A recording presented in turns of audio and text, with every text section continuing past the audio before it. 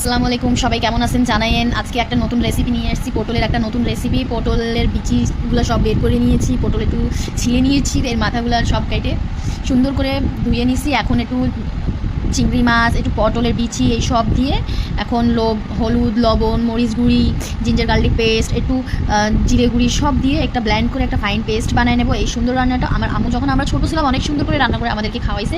এখন আমি আমার শ্বশুরবাড়ি আছি, আমার সংসার সামলাচ্ছি, তো আমি এখন ভাবতেছি যে এক একদিন এক একটা রান্না করে আমার স্বামীকে খাওয়াবো। তো আমার এই প্যানটা গরম হয়ে গেছে, তেল দিয়ে দিছি, ওই ম্যারিনেট করা আমার যে ফিলিংগুলো ছিল ওই ফিলিংগুলো এর ভিতরে দিয়ে দিছি। এখন এটা ভাজা ভাজা করে সুন্দর করে ভাইজে নিয়েছি। এখন এই ফিলিংগুলো সব ফিল করে দেবো এই পটলের ভিতরে। এখন এগুলার মুখটা আটকাইয়ে এখন আমি ভাইজে নিচ্ছি। এই রেসিপিটা অনেক সুন্দরই হয়, আপনারা প্লিজ একবার ট্রাই করবেন। আমি তো অনেক মজা করে খেয়েছি, অনেক স্বাদ হয়েছিল। আমার স্বামী মেয়েও বলছে যে অনেক স্বাদ হয়েছে, এই রেসিপিটা আবার করবা। তো যাই হোক, এবার আমার সব পটলগুলো ভাজা হয়ে গেছে। এখন আমি একটু এরকমও আপনারা খাইতে পারেন, কিন্তু আমি চাচ্ছিলাম যে আমি তো ভাতের সঙ্গে খাবো।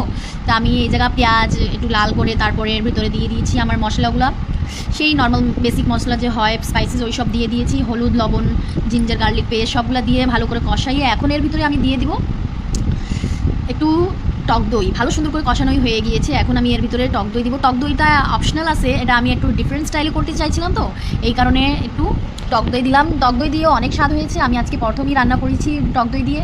তো টক দই দিয়ে যখন আমি টক দই দেবো তখন এর ফ্লেমটা কম করে দিয়েছিলাম যেন ফেটে না যায়। এখন ফ্লেম হাই করে দিয়েছি, ভালো করে কষায় নিয়েছি। টক দইয়ের পানি ছাইড়ে দিয়েছি, দেখেন কত সুন্দর কালার একটা চলে আসছে। আলহামদুলিল্লাহ অনেক স্বাদ হয়েছিল। যখন আমি রান্না করতেছিলাম তখনই ভালো একটা সুন্দর ঘ্রাণ আসতেছিল। এখন এর ভিতরে আমি পানি দিয়ে দিয়েছি।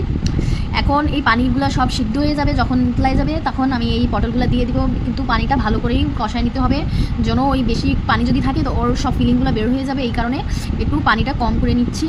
পানিটা কম হয়ে যাচ্ছে, দেখেন কত সুন্দর একটা কালার চলে আসছে। এখন এর ভিতরে আমি দিয়ে দিব আমার পটলগুলো। মুখটা সামলায় দিবেন যেন ওই ফিলিংটা বের না হয়। ফিলিংয়েরই অনেক স্বাদ আছে, এই রান্নাটা এমনই হয়। তা আমি একটু আমার স্টাইলে করলাম, আপনারাও প্লিজ করবেন আর আমার জানাবেন যেন যে কেমন হয়েছে আপনাদের হাতে এই রান্নাটা। আমারটা তো অনেক স্বাদ হয়েছে। আমার হাজব্যান্ড বলছে যে আরেকবার বানাবা, মানে প্রতি সপ্তাহে একবার বানাবো এরকম বলতেছে।